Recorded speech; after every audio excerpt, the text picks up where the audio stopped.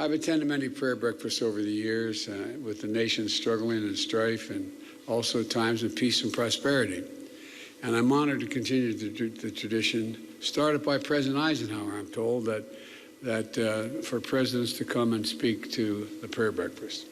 Just before Christmas, I offered a message to the country, a message that is to the heart of the Christian faith, but yet is universal, a universal message of hope, of joy, of love, whether you're Christian, whether you're Jewish, Hindu, Muslim, Buddhist, or any other faith, or no faith at all.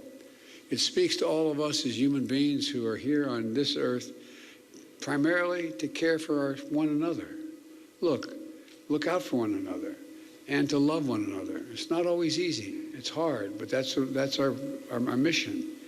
The message is always important, but especially important during tough times like what we've been through the last 3, 4, 5 years. The pandemic has taken so much from us, from so many people. We've lost so much with one another. We lost so many people, over 1 million lives lost in America alone, 1 million lives lost. And they say for every one life lost, there were 9 significant people who cared greatly about that lost person. We've seen record bouts of extreme weather, claiming lives and destroying homes all across the country. I've taken more, as the Vice President can tell you, more helicopter rides this last year and a half than you can imagine.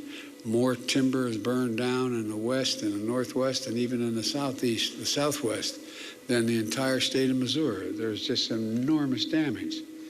There's violence in our communities, like the mass shooting during the Lunar New Year at Monterey Park and Half Moon Bay.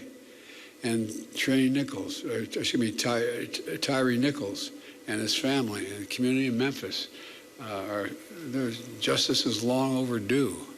Look, in our politics, in our lives, we too often see each other as opponents and not competitors. We see each other as enemies, not neighbors. And as tough as these times have been, if we look closer, we see the strength, the determination that has long defined America.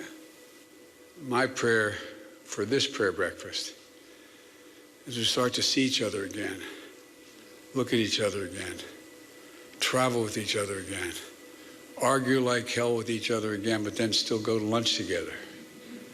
You know, one of the interesting things when I first got to the Senate, it was in the days when there were some very strong segregationists still in the Senate, from James O. Eastland, Mississippi, and Strom Thurmond, I go down the list.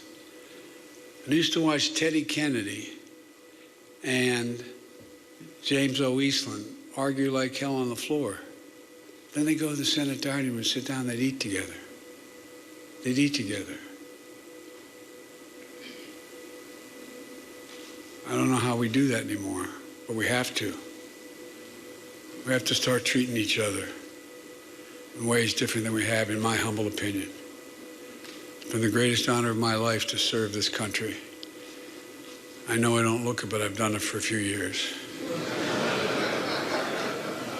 A lot of good folks, not so good folks, great folks, and a lot of folks better than me.